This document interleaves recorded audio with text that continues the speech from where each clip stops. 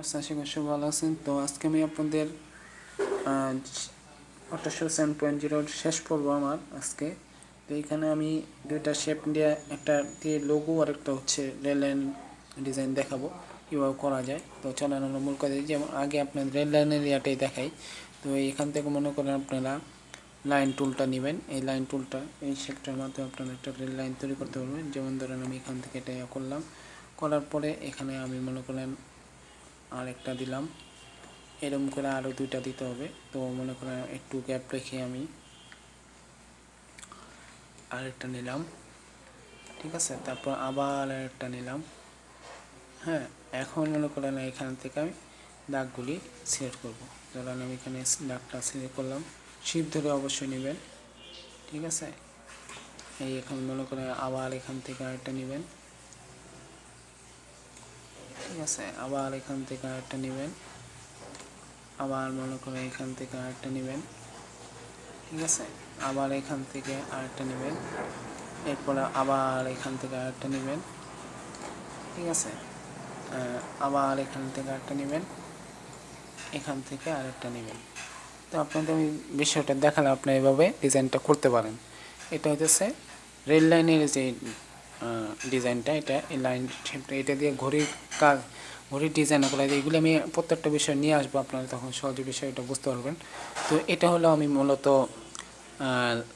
Rail লাইনের ডিজাইনটা দেখালাম এই লাইন শেপটুলের মাধ্যমে। আরেকটা এখন দেখাবো ফ্লায়ার ডিজাইনের। তো সেটার জন্য কিভাবে আমরা এখন করব, সেই জন্য আমরা মনে করেন আরেকটা ফাইল ক্রিয়েট করব, নিউ একটা ফাইল নিব। হওয়ার পরে এখান থেকে আমরা এখন সাইজটা A4 সাইজে নিয়ে যাব। নিয়ে যাওয়ার পরে এখন মনে করেন এখানে আমরা যেটা রাখবো সেটা হচ্ছে ইঞ্চিতে, ঠিক আছে। তো ইঞ্চিতে রাখবো। হ্যাঁ, ইঞ্চিতে রাখার পরে এখন আমরা এখানে এটা ওকে দেব, ঠিক আছে। ওকে দেওয়ার পরে এখন দেখেন এইখানে বিষয়টা চলে আসলো। তো A4 সাইজে দিলেও হয়, সাইজটা আপনারা যে বিষয়টা এটা A4 সাইজ দিলে ওটা চলে আসে। তারপর আমি আমার সাইজ মতো করে নিলাম। তো আপনারা বিষয়টা যারা জানেন তারা তো জানেন, যারা জানেন তারা বিষয়টা A4 সাইজের নিতে পারেন। আবার এখান থেকে আপনারা ওয়েটার যে হাইট আছে, তো হাইটটা আপনারা চাইলে এখানে আমি আপনাদের একটু দেখাচ্ছি। সেটা হচ্ছে নিউটা ফাইল নেওয়ার পরে এখানে আপনারা ওয়েটটা 8.5 নিতে পারেন আর হাইটটা 11.69 নিতে পারেন, ঠিক আছে।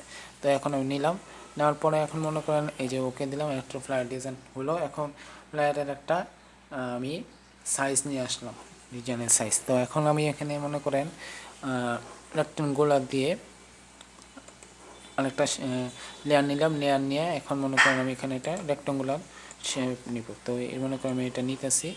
তো নেওয়ার পরে মনে করেন এখানে আমি কালার একটা নিলাম, নেওয়ার পরে এখন মনে করেন পরবর্তী লেয়ারে কাজ করবো। তো এখানে আমি একটা লোগো আপনাদের দেখাবো এই পলিগনাল যে শেপ টুলটা আছে সেটার মাধ্যমে। তো এই মনে করেন আমি এখানে এটা সেট করলাম, করার পরে এখন মনে করেন এটা কন্ট্রোল-T অর্থাৎ ফ্রি ট্রান্সফর্ম দিয়ে আমরা এটাকে একটু ঘোরায় দিব। আপনারা লোগো যেভাবে হিসাব বানাতে আপনাদের একটা সিস্টেম দেখাই দিলাম। তো মনে করেন এখন এইখানে এটা সেট করার পরে এটাকে আপনারা যেহেতু এই কালার সেম হয়ে গেছে, তো আমরা এখান থেকে একটা কালারটাকে চেঞ্জ করে দেব। তো চেঞ্জ করে দেওয়ার জন্য এখন কি করব, এখান থেকে মনে করেন এই কালারটা নিব, নিলে এটা যে সিলেক্ট করা ছিল এখন এখানে চলে আসলো, ঠিক আছে। এখন আপনি মনে করেন এটা অল্টার ধরে যদি আরেকটা দিতে চান, দেখেন মুভ টুলটা দেওয়ার পর আপনি অল্টার ধরে একটা নেবেন, এই যে ধরেন এখন এটা মনে করেন যে বিষয়টা এটাকে আপনি একটু কাস্টমাইজ করবেন, অর্থাৎ ছোটো করে নেবেন। ছোটো করে নিতে হলে আবার কন্ট্রোল-T দিবেন, কন্ট্রোল-T দিলে এটা অনায়াসে ছোটো করতে পারবেন।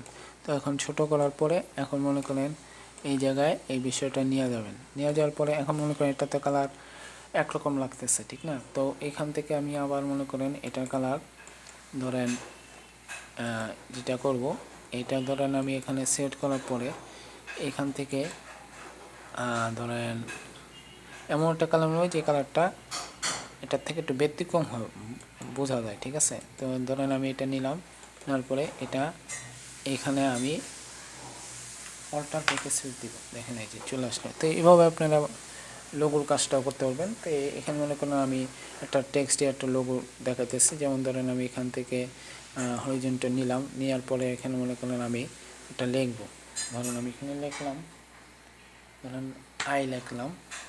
এখন আইটা কিন্তু বোঝা যাচ্ছে না, ঠিক না?